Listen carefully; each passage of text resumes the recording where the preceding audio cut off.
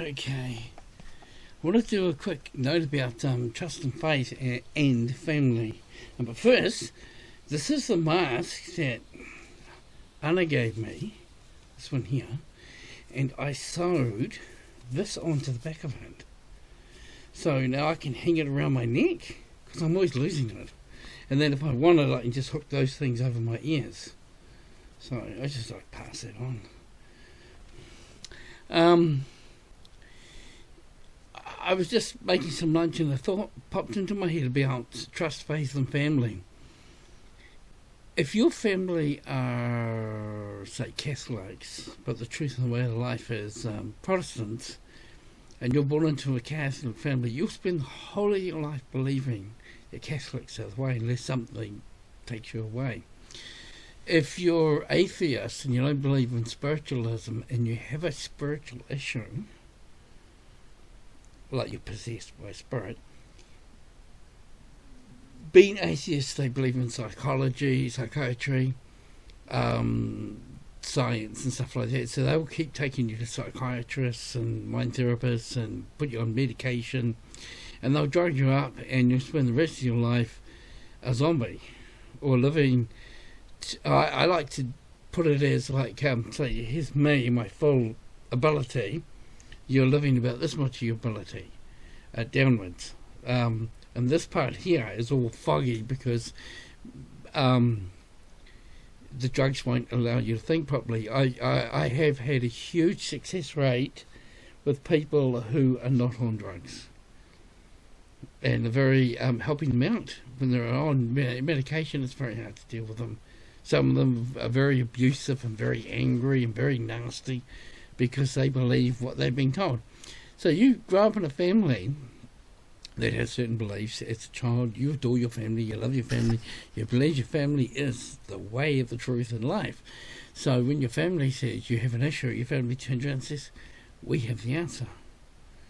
But chances are the problem is the family. And the reason I say that is because we are a product of our family. By the time we're a young adult, everything we believe and have learnt about life was from our family, good or bad, right or wrong. And so therefore, as a young adult, or as an adult, something goes wrong, we turn to the beliefs that we were taught by our family as the answer to the issue that we're having.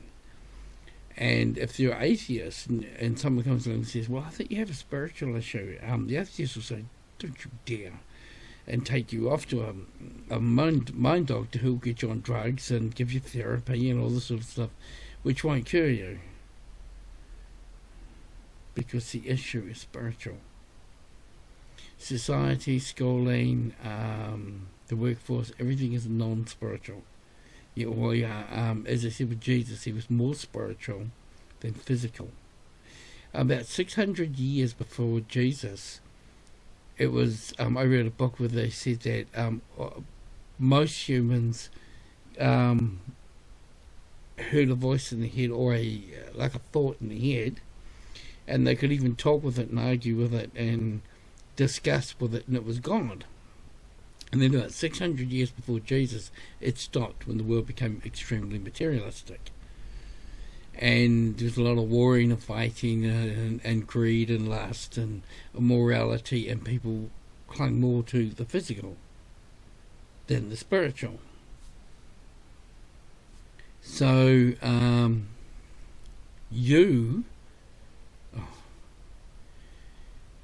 then you get people today in this very materialistic world, they start getting thoughts and things like in their head. Everyone will say they're nuts, they're crazy, they're this and they're that. Thankfully, there are a lot of people who are spiritual, and so you can get a kind of variation on that where you can actually get people who believe in you. And a lot of people I've known who've had issues like that, and they grow up in certain families. Once they realise that the family can't help them, the family way can't help them, their upbringing can't help them, they seek alternative help. A lot of people do it when they get cancer. They travel the world looking for an alternative way to save them, because chemotherapy there doesn't work. It doesn't. According to scientifically, they say chemotherapy has a high success rate, but according to other sources, it doesn't. It has a very low success rate. So I've known quite a few people who've died and they've had chemotherapy. In fact, I probably know more that have died than have lived. So anyway, that's why I struggle with trusting the science. Yeah, so the thoughts anyway were that just because you're born up in a way, in a social way, or a mental belief system that was your family, does not mean that that is the right way, the truth, and life. It means you're brought up that particular way. Your intelligence and your wisdom seeks alternative ways as you get older, because the old ways, what you're brought up, no one's perfect, no one's always right.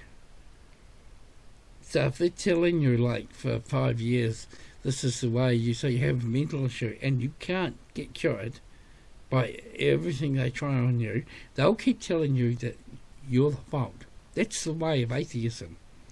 If they try to mentally help you and they keep failing, they'll say, you've got a problem. You've got a problem. You're not reacting well to the drugs. You're not reacting well to the treatment. Your therapy's not working because you're not submissive. When in reality, they just fail to teach. They fail to cure and they fail to heal.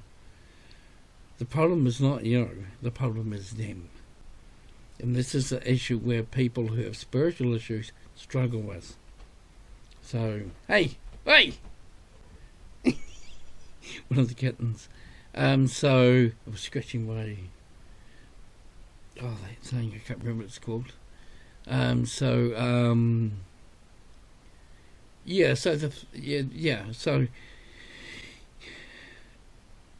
seek your answers beyond your beliefs.